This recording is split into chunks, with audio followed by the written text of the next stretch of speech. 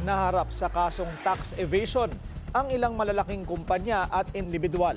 Bilyong piso na raw ang nawala sa gobyerno dahil sa mga pekeng resibo.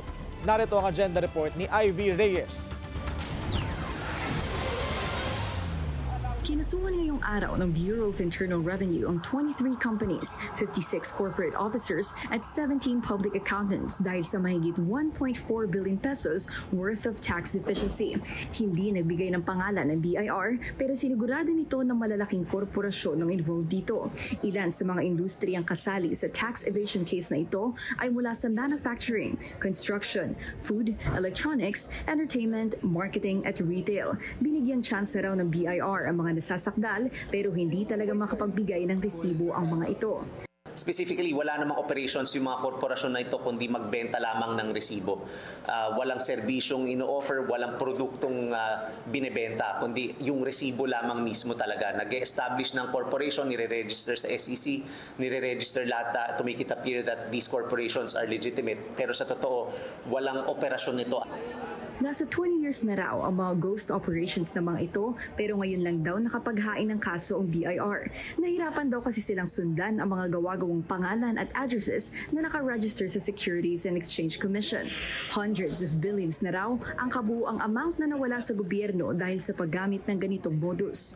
Again, this is pursuant to our program na run after fake transactions dahil malaki ang nawawalang revenue sa ating gobyerno sa mga nandaraya ng buwis sa pamamagitan ng paggamit ng mga ghost receipts. Ang hinahabol natin not just yung mga sellers or yung mga sindikatong gumagawa ng mga resibo na ito kundi yung mga yung mga buyers dahil sila ultimately ang gumagamit nito para ipangdagdag sa expenses nila at panglagay sa input VAT na siya namang nakakapagbawas ng mga kailangan nilang bayarang buwis.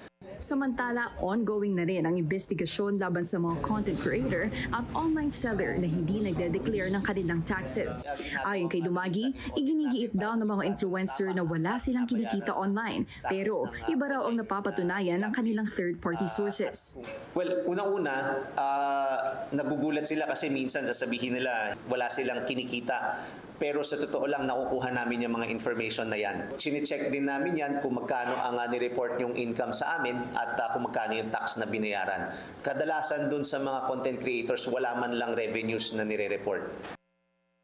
Sang-ayon ng BIR na panahon na para itaas ang parusa sa mga tax evader. Sa ngayon, pwedeng makulong ang isang tax evader ng hanggang 15 taon. Para sa agenda, Ivy Reyes, Billionaire News Channel.